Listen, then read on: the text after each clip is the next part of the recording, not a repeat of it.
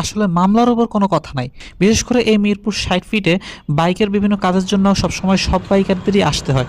তো এই জায়গায় পুলিশের তৎপরতা আরও বাড়ানো উচিত, কারণ প্রচুর বাইকার যখন তখন রং সাইডে ঘুরায়। তো এই জায়গায় আসতে হলে প্রথমেই আমার মাথার মধ্যে ঘোরে যে এইখানে যে পরিমাণ অটোরিকশা, আর পুরো অটোরিকশা ২ লেনের রাস্তায় অটোরিকশাই ২টা লেন দখল করে বসে থাকে। এই যে চাপাচাপি করে, তারা মোটে সাইডই দিতে চায় না, পুরো রাস্তা তাদের দখলে থাকে। তো এখানে তো রাস্তা দখলে থাকাটা বড় বিষয় না, মাঝে মাঝে দেখা যায় যে এরা হচ্ছে রং সাইড দিয়েও বাইকগুলো আসে, অটোরিকশা আসে।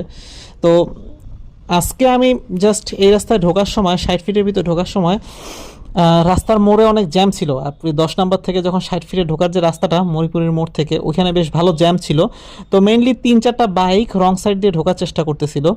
তো আমি তাদেরকে বলতেছিলাম যে ভাই সামনে যায়েন না, ওই মোড়ের মধ্যে পুলিশ মামলা দিচ্ছে, ২ নম্বর ওই পুলিশ বক্সের ওইখানে পুলিশ মামলা দিচ্ছে।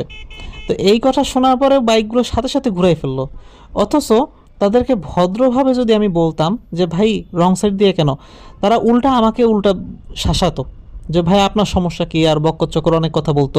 অলরেডি এটা পরীক্ষিত, আমি এর আগেও অনেকবার ট্রাই করছি। ভালোভাবে বললে বাঙালিরা আসলে শোনে না, আঙ্গুল বাঁকা করলে এই বাঙালিরা সুন্দর মতন শোনে। মামলার উপরে কোনো ওষুধ নাই, বাঙালিদের মামলা দিয়ে সোজা করতে হয়। রং সাইড দেখলেই ভাই মামলা, রং সাইড দেখলেই ভাই মামলা।